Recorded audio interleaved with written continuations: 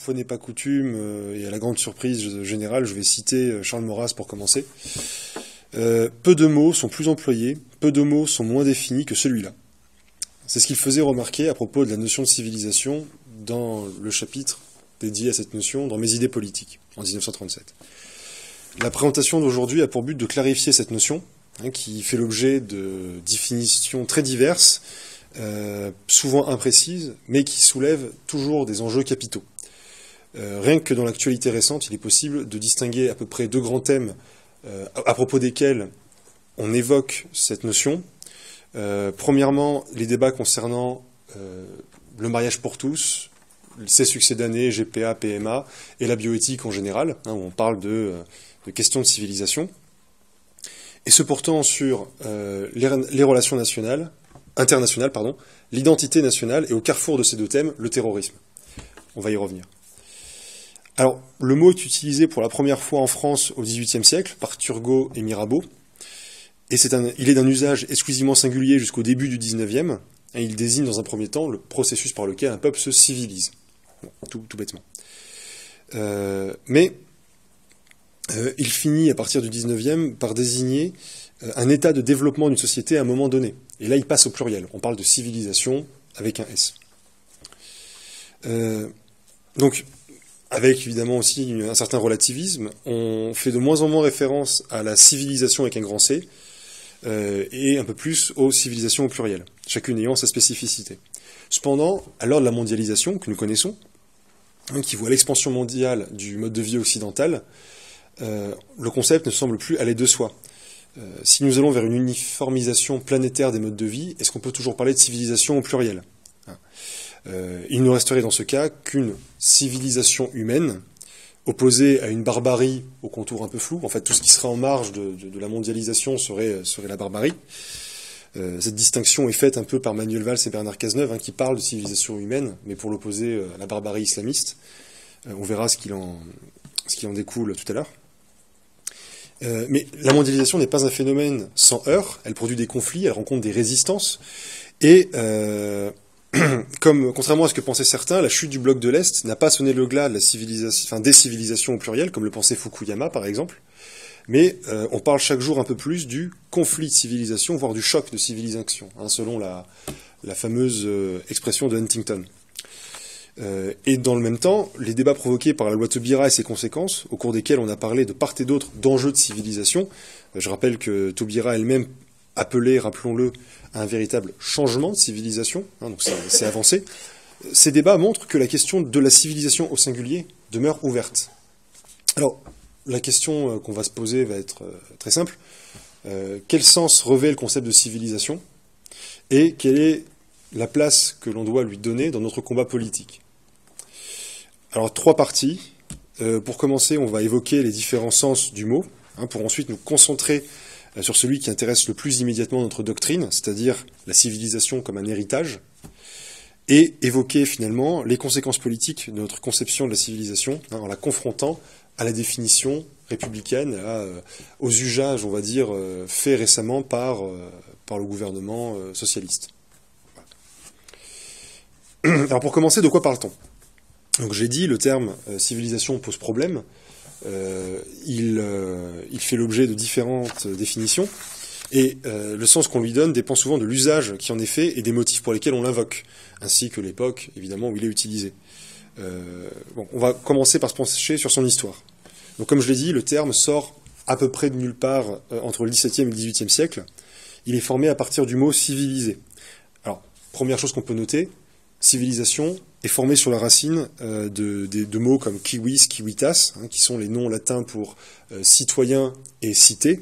Donc la civilisation renvoie toujours au domaine collectif, concerne l'homme compris dans un groupe, systématiquement. Bon, en revanche, jusqu'au milieu du XVIIIe siècle, civilisation, c'est un terme de jurisprudence. Je vous épargne la définition, ça ne nous intéresse pas pour aujourd'hui. Il prend vraiment le sens qu'on lui connaîtra par la suite, c'est-à-dire de passage à l'état civilisé, sous la plume de Turgot, puis celle de Mirabeau en 1752 et 56, enfin, retenez pas les dates, c'est pour vous donner une idée. Et c'est à partir de la fin du XVIIIe qu'il commence à se répandre en Europe, Il est toujours employé en binôme avec le mot culture. On confond un peu les deux notions. Bon, c'est un peu vague. Et au début du 19e siècle, on passe au pluriel. Et la civilisation prend un autre sens.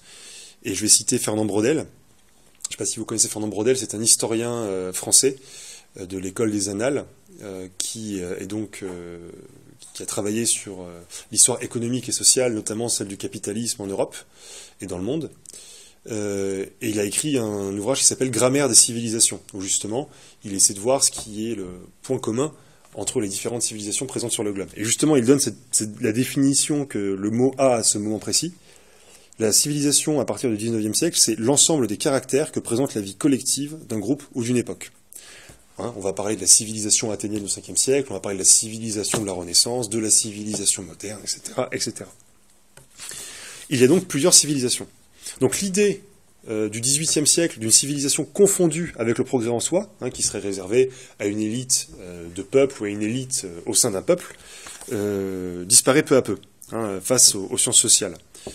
Et donc l'Europe, qui avait pendant un temps confondu sa civilisation avec la civilisation absolue, finit par faire face à la crise existentielle que nous connaissons, c'est-à-dire qu'après ces 2 suicides collectifs successifs, l'idée que l'Europe était la civilisation avec un grand C a été battue en brèche.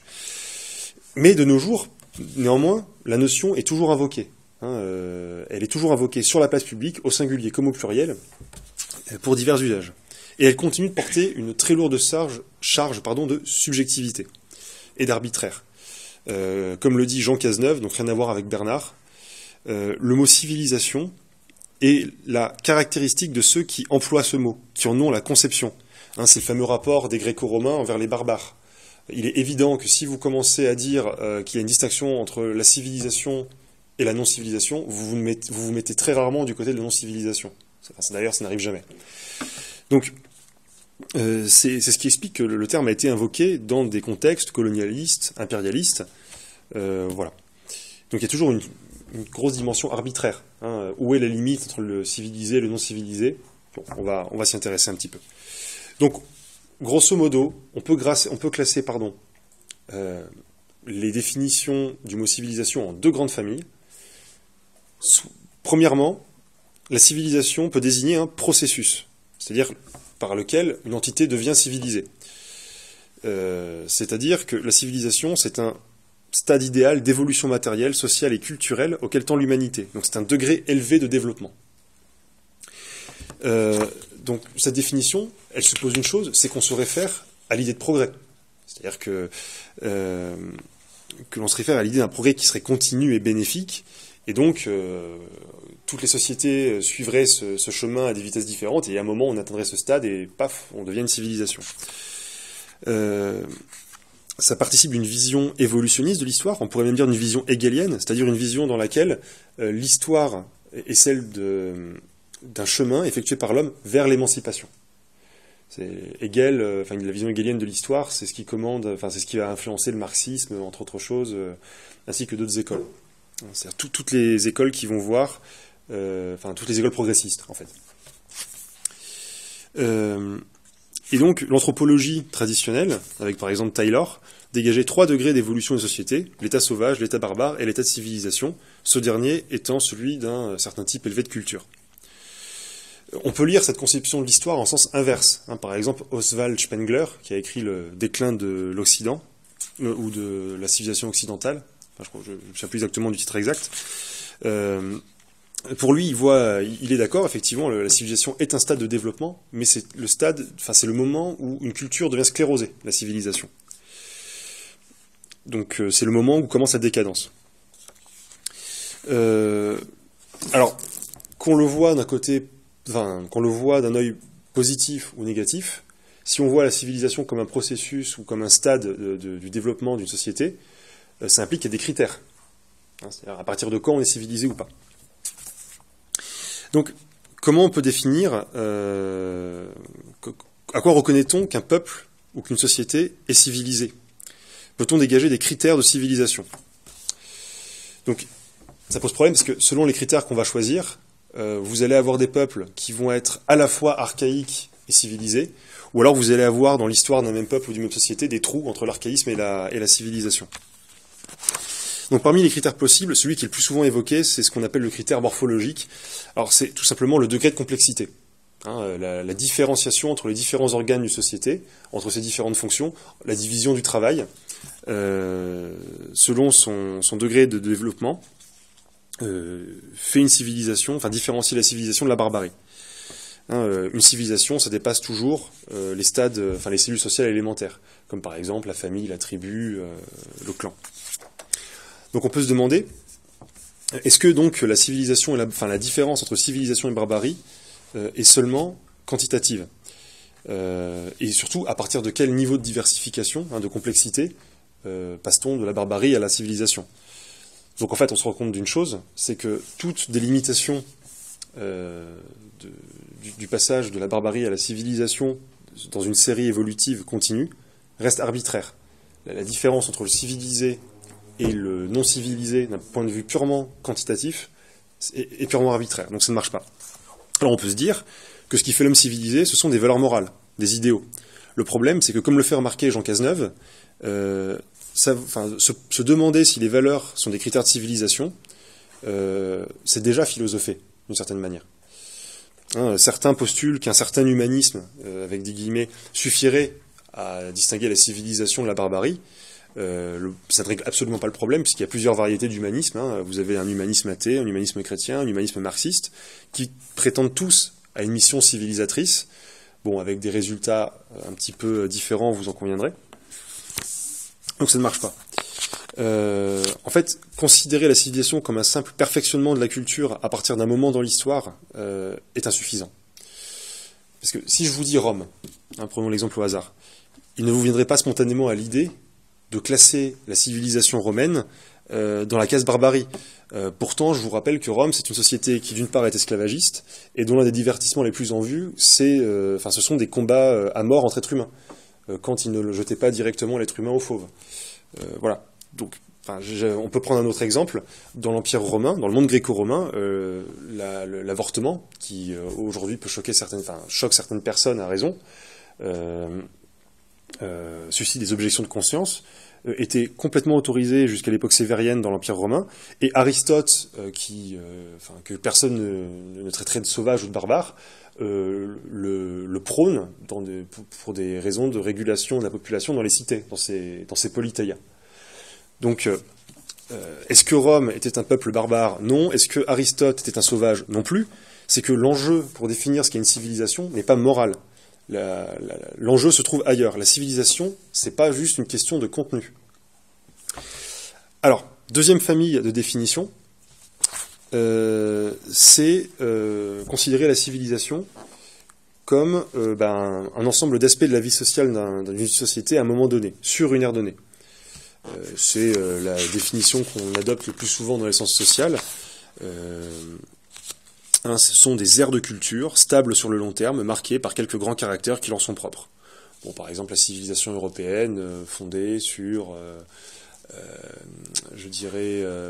une certaine philosophie, un certain type de famille, la religion catholique comme étant structurante, un certain type d'architecture, bref, des sciences également, bon, voilà. Ces civilisations se manifestent par des phénomènes de civilisation, incarnés par des œuvres de civilisation. Alors en gros, le phénomène de civilisation, c'est ce qui manifeste les valeurs de la civilisation en question, et les œuvres, ce sont ce sont des œuvres concrètes qui les manifestent.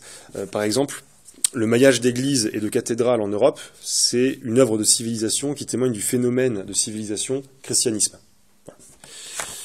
Donc on peut voir la civilisation comme une structure qui agit sur les individus et les groupes, et que c'est une structure qui est héritée.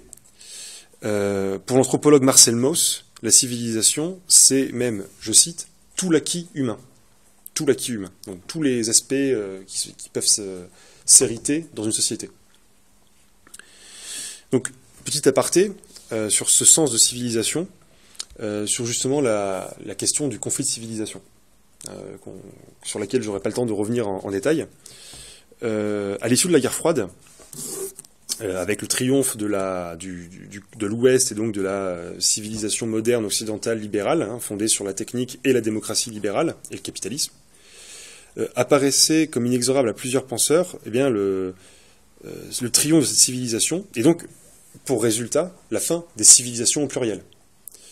Pour Fukuyama, par exemple, la fin de l'histoire signifiait la fin d'un processus par lequel l'esprit humain, hein, comme le pensait Hegel, avait fini par s'accomplir pleinement et définitivement dans la démocratie libérale occidentale. En fait, la démocratie libérale et capitaliste devenait la norme définitive et indépassable de tous les gouvernements humains.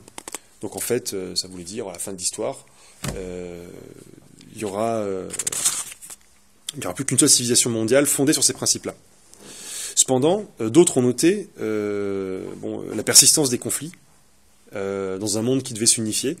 Et donc Huntington, donc parmi eux, ont affirmé que du fait que les guerres continuent, ce ne sont plus les idéologies politiques, mais les identités et les cultures qui vont engendrer les conflits dans le monde de demain, dans le monde que nous vivons. Et donc, voilà, la civilisation qui devait demeurer, reprendre un sens, le sens premier, c'est-à-dire le sens de stade final de développement du monde, eh bien, se faisait doubler par son second sens, par le retour de l'histoire finalement. Et donc la civilisation comprise comme un ensemble de manifestations d'une culture revenait au grand galop et elle demeure un élément de compréhension du monde.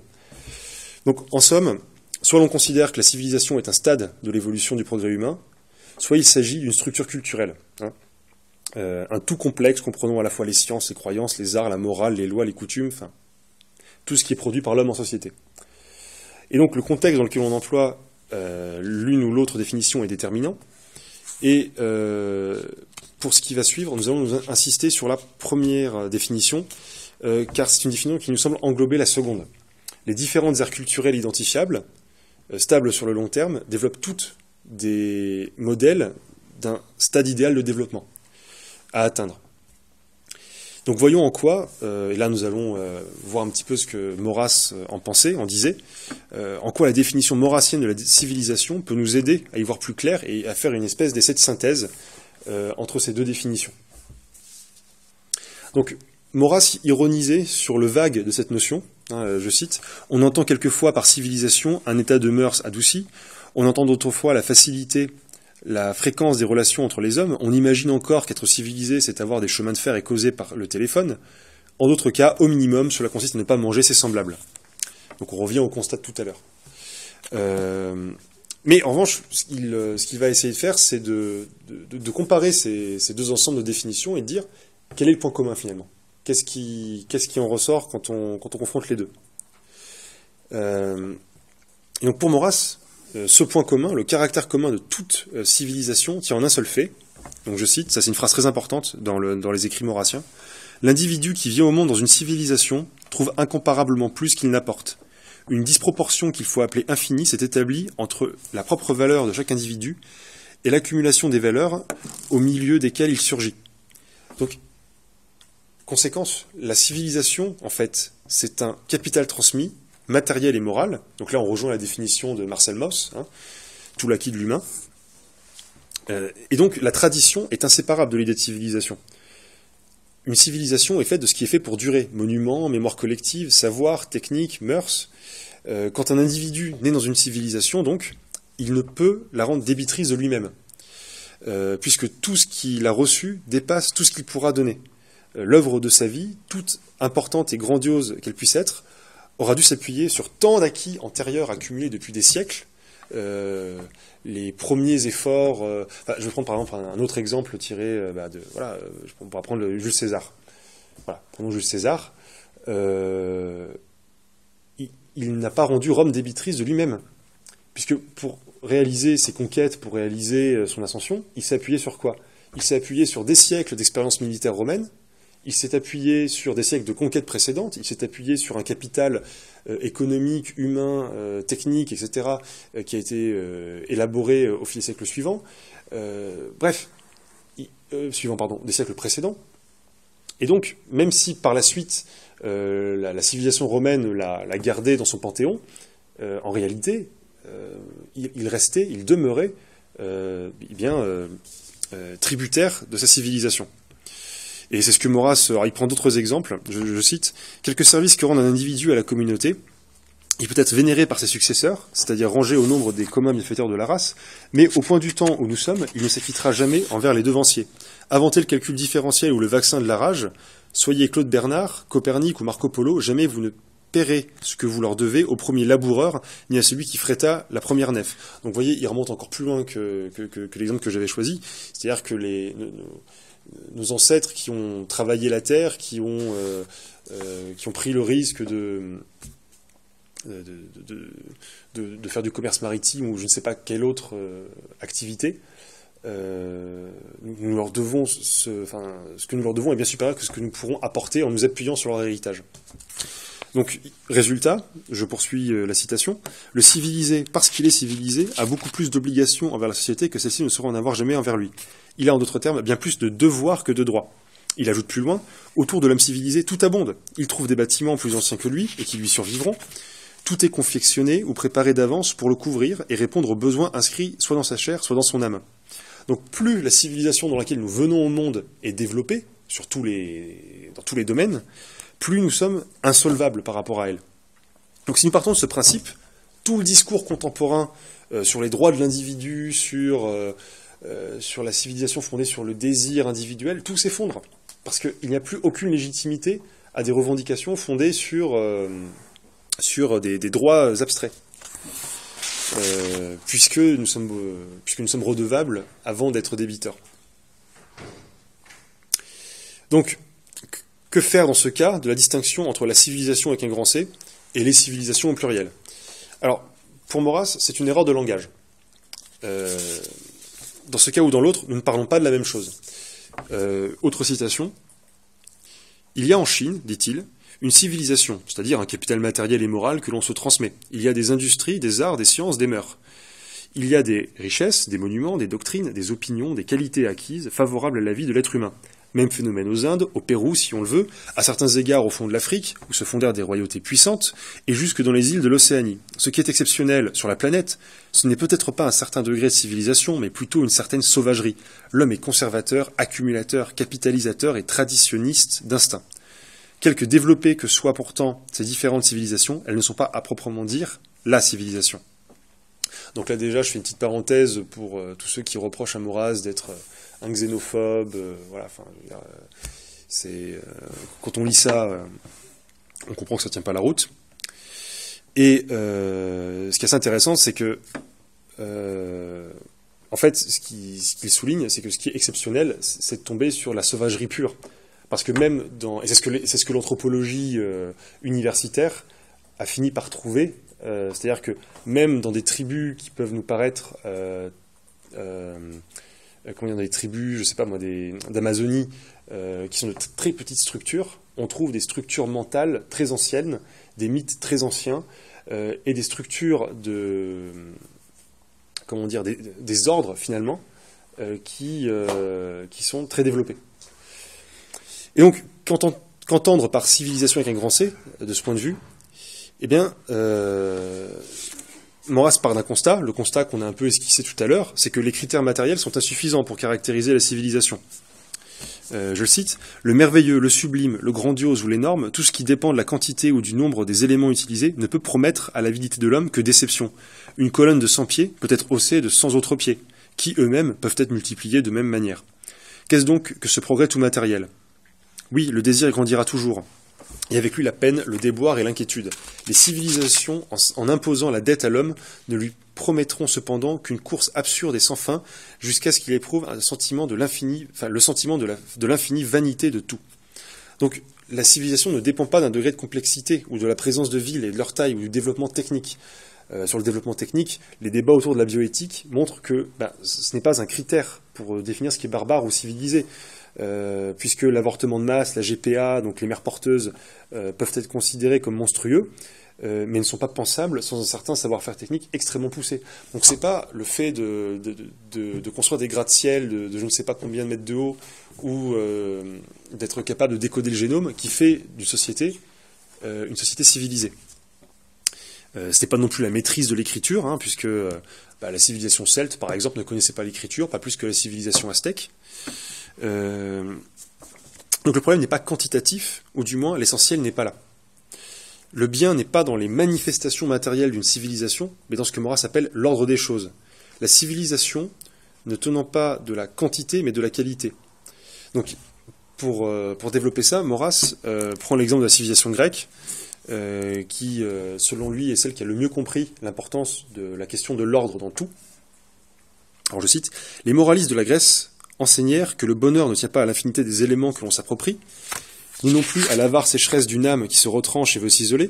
Il importe que l'âme soit maîtresse chez elle, mais il importe aussi qu'elle sache trouver son bien et le cueillir en s'y élevant d'un heureux effort. Autrement dit, ce ne sont pas seulement les efforts produits par les hommes pour se rendre maîtres de la nature et la transformer, mais le règlement de ces efforts qui fait la civilisation.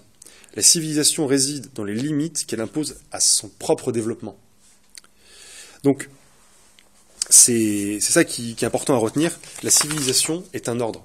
Pour résumer, si nous suivons Maurras, la civilisation est un capital, un héritage, mais surtout, elle est l'ordre qui commande à l'accumulation et à la transmission de ce capital. Cependant, comme le disait Paul Valéry, nous avons appris que les civilisations sont mortelles. Accepter l'héritage, le conserver et le transmettre, tout cela ne va pas toujours de soi. La civilisation est aussi un choix, et ce choix est politique, évidemment. Donc, dernière partie, la civilisation est un choix. On va voir un petit peu quelles sont les conséquences politiques.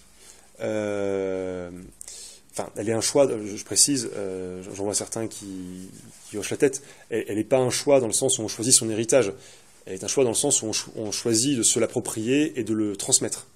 Et ça, c'est pas évident, la preuve aujourd'hui.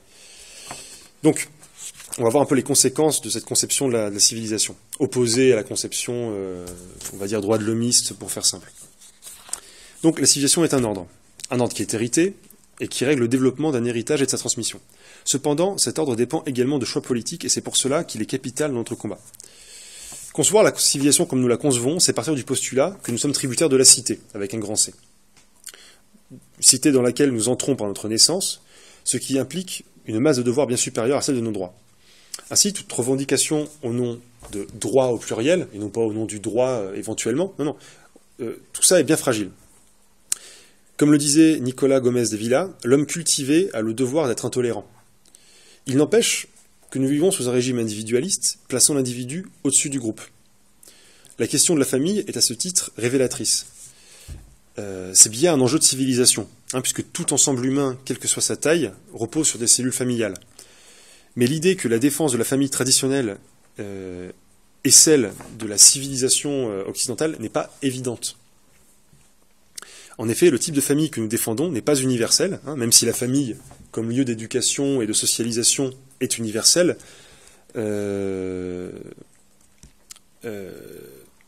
Notre modèle familial, celui que nous défendons, n'est ni universel ni éternel. Donc la question, c'est pourquoi dès lors défendre la famille telle que nous la concevons. Alors, il y a un article très intéressant de Chantal Million-Delsol, justement, qui est sur je ne sais pas si vous connaissez le site cyrano.net. N'hésitez pas à le consulter, il y a des articles très intéressants dessus. Et justement, Million-Delsol répond à cette question. Il faut défendre cette famille traditionnelle, non pas parce qu'elle est naturelle, puisqu'elle ne l'est pas, mais en raison de la culture qu'elle porte. La question, c'est celle d'un choix de civilisation et d'un ordre à suivre. D'un côté, il y a un ordre de l'absence d'ordre, c'est le fameux « il est interdit d'interdire »,« c'est mon droit, chacun est libre de faire ce qu'il veut », tatati tatata. Et de l'autre, on a un ordre hérité qui a déjà donné des fruits, qui a donné ce qu'on connaît jusqu'à aujourd'hui, et l'empirisme organisateur, sur lequel vous aurez un cercle doctrinal d'ici peu, nous incite à choisir la seconde option, à choisir ce qui a été validé par l'expérience des siècles. Si l'homme peut vivre sans mariage et sans famille à l'européenne, demandons-nous au moins si une rupture avec ce modèle est souhaitable et pourquoi ? Qu'est-ce qu'on va avoir pourquoi on va troquer si on solde ce modèle-là, qu'est-ce qu'on a en échange ? Eh bien, on le voit, nous nous acheminons vers un modèle de société fondé sur le désir et le plaisir individuel. Or, peut-on fonder un ordre stable sur le désir ? Évidemment que non, puisque qu'est-ce qu'il y a de plus fluctuant et instable que le désir, par définition ? Donc un ordre limitant l'individu dans ses désirs et dans ses pulsions est donc nécessaire. Toutes les civilisations le font, toutes, d'une certaine manière. Donc quelles sont les justifications de l'ordre ancien, à savoir de la famille traditionnelle, biparentale, stable? Eh bien, selon Chantal Millon-Delsol, c'est que, je cite, « La famille biparentale ne peut se reconnaître qu'une seule justification, elle vise à façonner des enfants dotés d'autonomie, autrement dit de sujet. Elle forme des hommes libres. Et dans notre civilisation européenne, la liberté est une question fondamentale. C'est pas la Révolution, c'est pas la République qui a inventé la notion de liberté et qui lui a donné toute son importance. Elle est au cœur de toute la pensée européenne depuis depuis Socrate, mais il y a eu des philosophes avant Socrate. Donc c'est vous dire. Donc en effet, je poursuis la citation, la personne se construit comme sujet en reconnaissant par elle-même la dure loi de la réalité. Il lui faut, pour cela, intégrer en toute conscience la catégorie du possible. C'est seulement à partir de cette reconnaissance du possible qu'elle devient capable de faire des choix. Le sujet éduqué à l'initiative reçoit la loi du père et des autorités de support, pour pouvoir ensuite se donner sa propre loi. Il devient, étymologiquement, autonome. L'homme ne devient personne autonome que s'il intègre une loi, s'il accepte de penser lui-même les limites, même s'il doit tâtonner pour en chercher constamment les contours. Autrement dit, l'autonomie personnelle ne s'établit que sur la conscience et la responsabilité des limites. On ne se donne de loi propre que dans l'espoir d'apprivoiser sa propre finitude dont on ne laisse plus désormais la charge à d'autres, comme l'enfant dans le pays tout-puissant de la mer. En fait, parce que Chantal Millon-Delsol, dans cet article,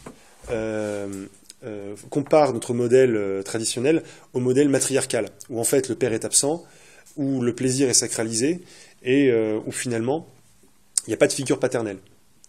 Et en fait, ce qu'elle remarque, elle ne le sort pas de son chapeau, elle s'appuie sur des travaux, vous lirez l'article, elle s'appuie sur des travaux d'anthropologues qui montrent que, en fait, dans ces sociétés-là, il y a une espèce de deux extrêmes qui coexistent dans les mêmes sociétés. Sur certains domaines, la soumission exigée de l'individu, et dans d'autres domaines, notamment le domaine sexuel et le domaine des mœurs, une certaine liberté, une certaine licence. Mais entre les deux, il n'y a pas d'autonomie, il n'y a pas de libre arbitre, d'une certaine manière. Donc le risque de la tendance actuelle, qui va vers l'effacement du père, fait courir un risque aux individus libres. Puisque la disparition de l'autorité paternelle ne fera pas disparaître l'autorité en général, la notion d'autorité. En revanche, ce qui va rester, c'est l'autorité de l'État. Mais l'État, en soi, c'est un outil. C'est un outil qui peut être bien utilisé comme mal utilisé. Donc la question, est-ce que nous avons besoin d'hommes non autonomes, mais qui obéissent bien à l'État, quel que soit, peu importe qui est aux manettes de cet État en question, ou est-ce que nous préférons avoir des hommes libres qui seront capables de dire à quel moment il faut arrêter d'obéir à un État illégitime? Bon, vous vous doutez bien qu'à l'Action française, on choisira la deuxième option. Donc, donc ainsi, après avoir tué le roi, pilier des représentations traditionnelles, l'ordre hiérarchique, la société moderne issue de 89 finit par avoir raison de l'individu qu'elle était censée avoir arraché à l'ancien monde. Elle était censée produire un individu autonome et libéré. Et en fait, elle finit par aboutir au contraire. Et cet exemple nous montre donc que la civilisation avec un grand C, invoquée par la République, est une coquille vide. Je sais pas ce que Madame Taubira met derrière sa civilisation. Enfin, j'en ai une idée, mais qu'est-ce que ça peut donner sur le long terme? J'en ai aucune idée. Ça, c'est beaucoup plus flou. Et cela est d'autant plus clair dans le domaine de l'identité nationale. Donc là, je repasse au deuxième thème que j'avais évoqué en introduction. Suite aux attentats islamistes, Manuel Valls parlait d'une guerre de civilisation face au terrorisme, et dans la même veine, Bernard Cazeneuve opposait la civilisation humaine à la barbarie islamiste. Bon, déjà, civilisation humaine, c'est comme monter en haut. Je veux dire, il n'y a pas de civilisation non humaine, c'est pas possible. Bon, déjà, on voit que la rigueur sémantique est de mise. Et il faut comprendre, alors, je cite Cyril Brun, donc un autre rédacteur, je crois que c'est le directeur de publication du site Cyrano.net. Là, dans ce contexte, la civilisation ne désigne pas un contenu, mais une action, celle de civiliser. Donc il ne reste qu'une seule civilisation opposée à la barbarie. Bon, quelle est cette civilisation? On ne sait pas. C'est le camp du bien, hein, vaguement. Voilà, c'est un pléonasme. Et comment interpréter donc cette utilisation de civilisation dans le discours de Valls ou de Taubira? Alors le message est le suivant: leur civilisation est celle d'un passage de l'inhumanité vers l'humanité, en passant du monde, dans un monde libre, peuplé d'hommes nouveaux, débarrassés du poids de leur tradition. C'est ça en fait l'idée. Hein, on revient toujours à Hegel, voilà, c'est la marche vers l'émancipation. En fait, c'est une vision du monde qui n'est pas du tout nouvelle. Enfin, elle est vieille, elle commence à sentir la poussière un petit peu, puisque c'était déjà celle que défendait Jules Ferry, patron du quinquennat d'Hollande. Hollande, la première personnalité du passé qu'il a honorée pendant son quinquennat, c'est Jules Ferry. C'est pas forcément un hasard. Et je rappelle que Jules Ferry, qui au nom de cette définition de la civilisation, justifiait la colonisation des peuples, qui aujourd'hui est rangée par ses héritiers sur la liste des fautes de l'homme européen. Bon, ils sont pas à une contradiction près. Donc en fait, dans leur conception, la civilisation humaine est la seule possible. C'est le camp du bien, c'est celle des hommes libres face aux archaïsmes, à l'obscurantisme du passé.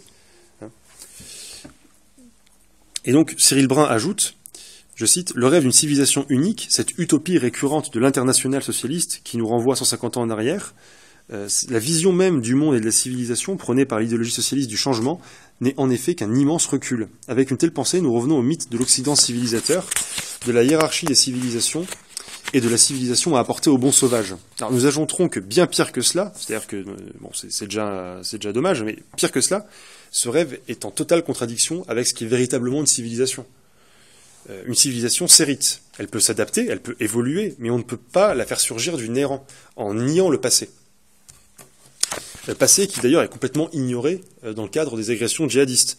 Valls et Cazeneuve ne se réfèrent pas à la civilisation française, à la nécessité de la défendre, de puiser en elle les forces et les éléments nécessaires à une réaction saine et cohérente face à la menace intérieure et extérieure.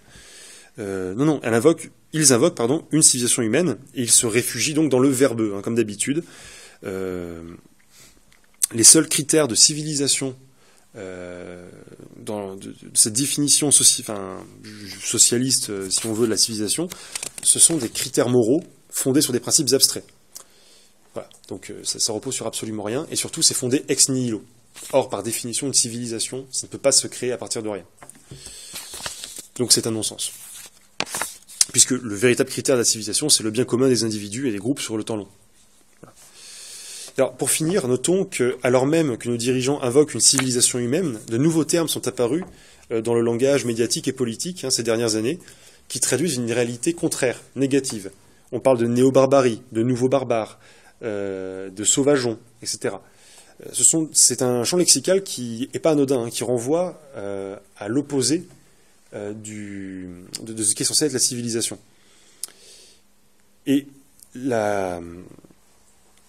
le véritable tragique de cette situation, c'est que c'est précisément le processus de déconstruction préalable à cette civilisation humaine qui en est le principal responsable. Contrairement à ce que pense Vincent Peillon, je cite, « Arracher l'élève à tous les déterminismes, ne fait pas des gens civilisés et encore moins des hommes libres. » C'est l'idée rousseauiste qui sous-tend ce genre de discours, selon laquelle la société rend l'individu mauvais, est intenable. C'est tout le contraire qui se produit. Le bon sauvage, ça n'existe pas. L'idée que avant qu'il y ait une notion de propriété dans les groupes humains, les gens vivaient heureux en harmonie les uns avec les autres, c'est une absurdité. L'archéologie le contredit.